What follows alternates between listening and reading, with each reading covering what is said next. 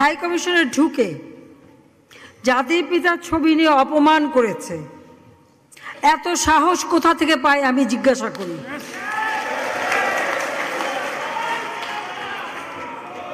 আমি জানি না আমাদের হাই কমিশনে এখন কারা বসেছিল এবং তারা সেখানে কিছুই করতে পারলো না কেন, সেটাও বড় প্রশ্ন।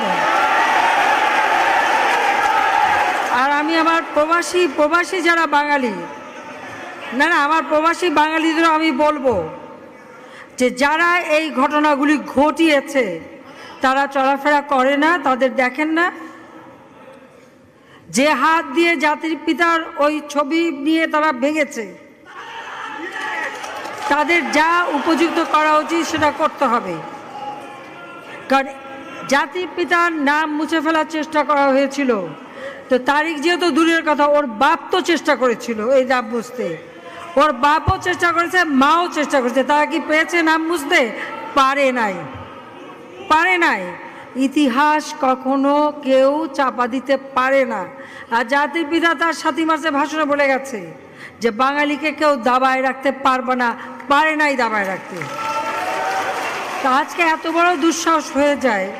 হ্যাঁ, আমি প্রধানমন্ত্রী এসে আমারটা যা করুক ওটা আমি কিছু মনে করি না, কিন্তু তিনি আমাদের জাতির পিতা, যে আইন আছে সেখানে হাত দেবে এত সাহস কোত্থেকে পেল?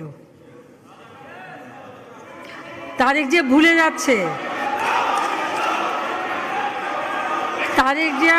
যাচ্ছে যে তার মা দুর্নীতি করে জেলে গেছে।